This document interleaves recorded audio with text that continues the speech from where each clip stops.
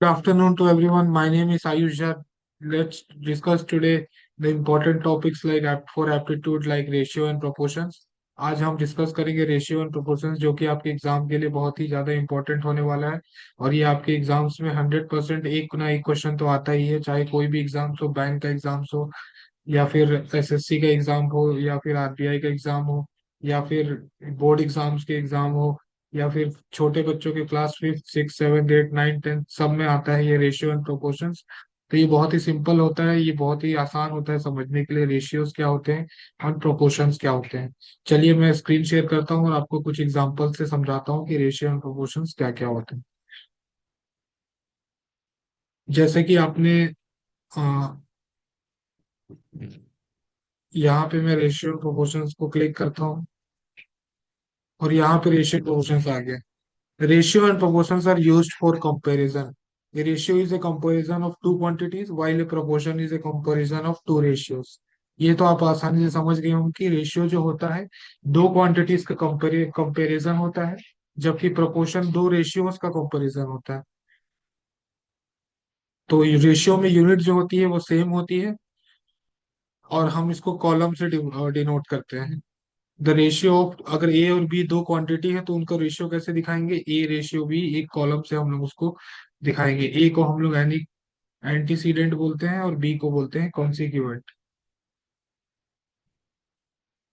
अगर ए के by B के कोई नंबर है, ए के बाई बी के का रेशियो लेते हैं जबकि जिसमें के कॉमन फैक्टर है, multiplied to give equivalent fraction of simplest form will be A by B. We can read A ratio B और ए टू बी, ये दोनों एक ही होता है। ए रेशियो बी हो चाहे ए टू बी हो, आपके एग्जाम में आएगा या तो ए टू बी आएगा या तो ए रेशियो बी आएगा। Most probably A ratio B आएगा।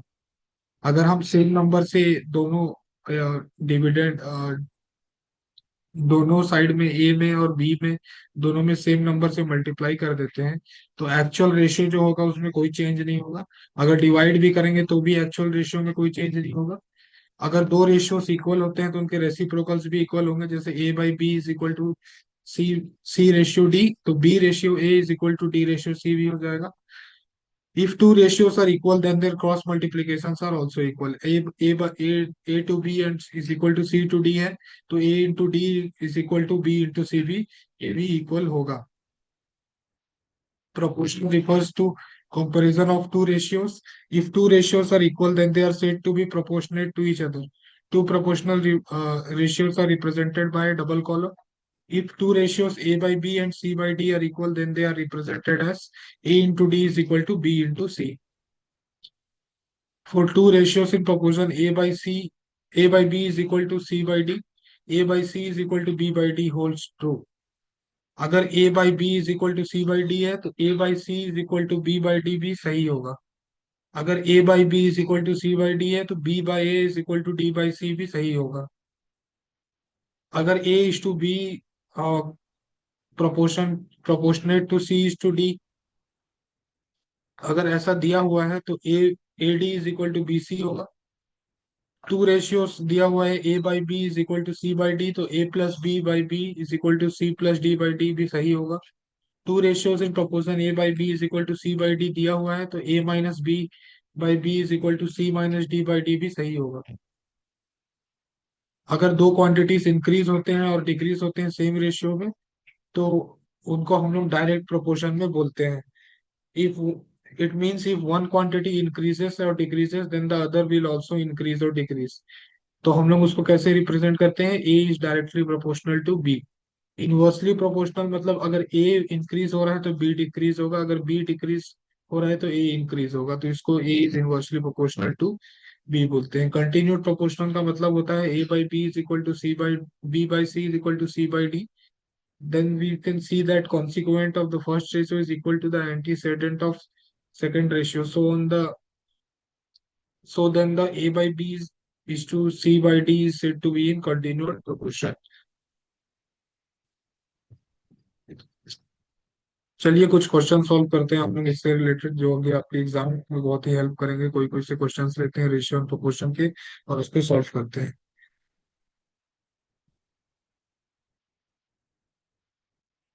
ये हो गया रेशियो एंड प्रोपोर्शन का जो आपका चैप्टर है वो।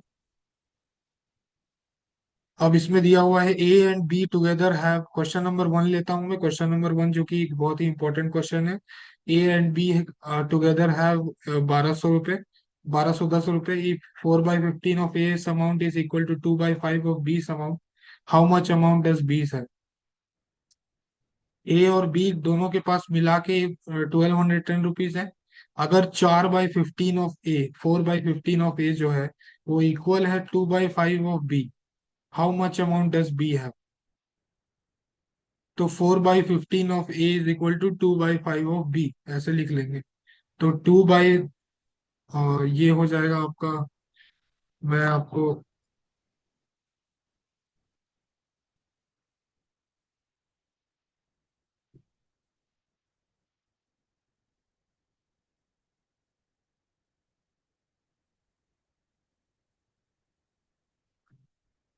इसमें करके दिखा देता हूँ व्हाइट बोर्ड में आपको कैसे होगा ये।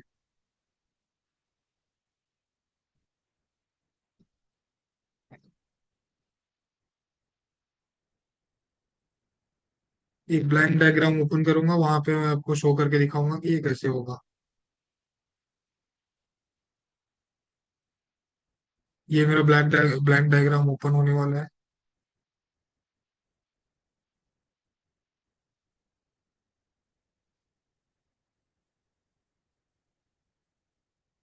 इस ब्लैंक डायग्राम में मैं आपको शो करके दिखाऊंगा कि इस क्वेश्चन प्रॉब्लम को कैसे सॉल्व करेंगे। कुछ नहीं, बस 4/15 of A is equal to 2/5 of B लिखेंगे।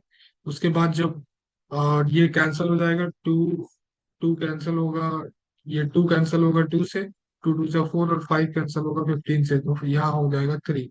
तो 2/3 of A is equal to B हो जाएगा। और हम लोगों को पूछ रहा है how much amount does B है। तो एक्स ए को ए लिखेंगे और प्लस बी की जगह लिख देंगे 2/3 ऑफ ए। तो ये हो जाएगा 5/3 of A is equal to 1210। Five से ये डिवाइड होगा तो फाइव टू जा 10, फाइव फोर जा 20, और फाइव टू जा 10। तो ये होगा आपका 242। 242 इंटू थ्री होगा।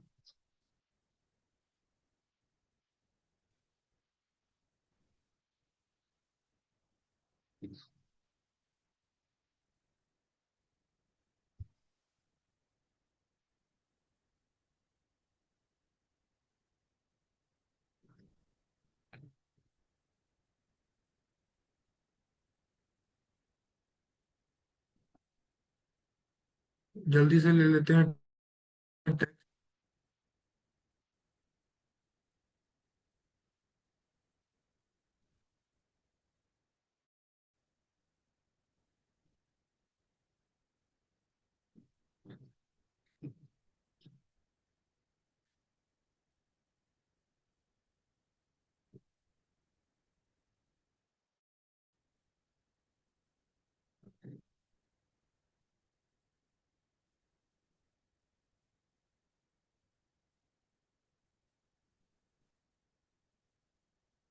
यहाँ पे मैं टेक्स्ट ले ले रहा हूँ और मैं आपको सॉल्व करके दिखाता हूँ।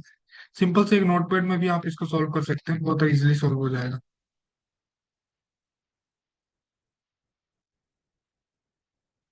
सिंपल सा एक नोटपैड ले ले रहा हूँ मैं, नोटपैड में आपको सॉल्व करके दिखाऊंगा कि इसका आंसर क्या होगा। तो यहाँ पे मैं सबसे पहले ले लेता हूँ, मेरा जो लैपटॉप है वो थोड़ा स्लो हो गया है, जिसके कारण थोड़ा सा फ्लक्चुएशन आ रहा है इसमें।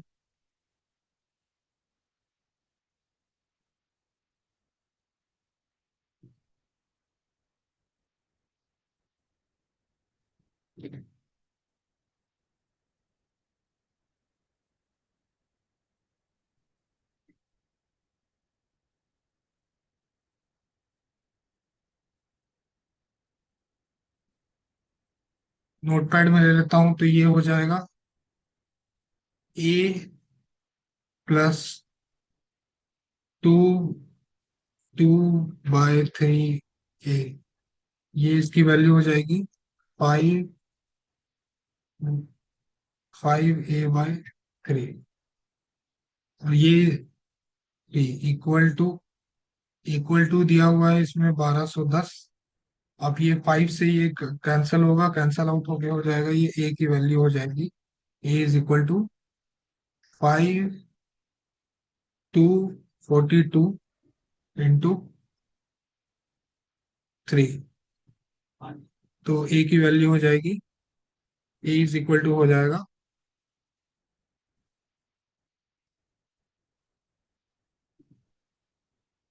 7726। तो बी की वैल्यू क्या होगी? बी इज इक्वल टू हो जाएगा 2/3 है। तो 2 into 726/3। 3 से ये कैंसल आउट होगा, तो 3 से कैंसल आउट होके क्या हो जाएगा? 3×2 = 6, 342। तो ये हो जाएगा 2 into, ये 3 से कैंसल आउट हुआ तो 3×2 = 6, 3×6 = 12, और 3×2 = 6, इक्वल टू 2×2 = 4, 2×6 = 12 और 113,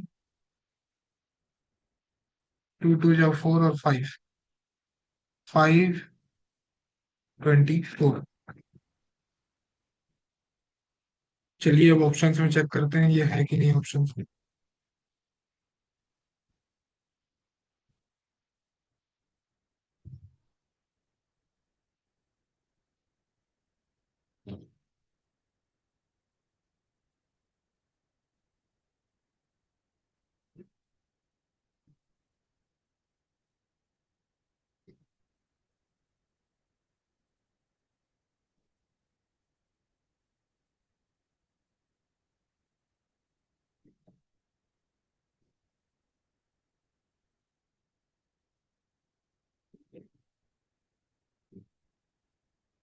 ऑप्शंस 484 होगा ऑब्वियसली, क्योंकि यहाँ पे हमने एक गलती कर दी थी।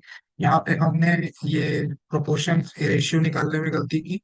A:B 3/2 आता, बी शेयर होता 1210 × 2/5 = 484। कैलकुलेशन में छोटी सी मिस्टेक आई थी। Two numbers are respectively 20% and 50% more than a third number. The ratio of the two numbers is.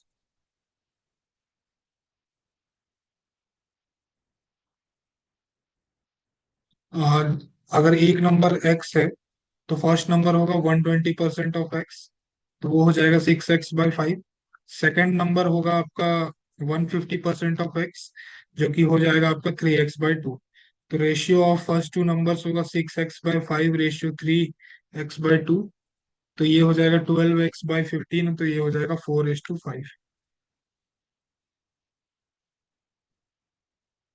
A sum of money is to be distributed among A, B, C, and D. The proportion of 5:2:4:3. If C gets 1,000 more than D, what is B's share? A B C D का share हम लोग ले लेते हैं 5x, 2x, 4x और 3x रेस्पेक्टिवली। If C gets 1,000 more than D, तो 4x, सी जो है, सी है 4x, डी है 3x, दोनों के बीच का डिफरेंस है 1,000। तो x इज इक्वल टू 1,000 आ गया। बी शेयर क्या हो गया? 2x, 2x मतलब 2 × 1,000, 2,000।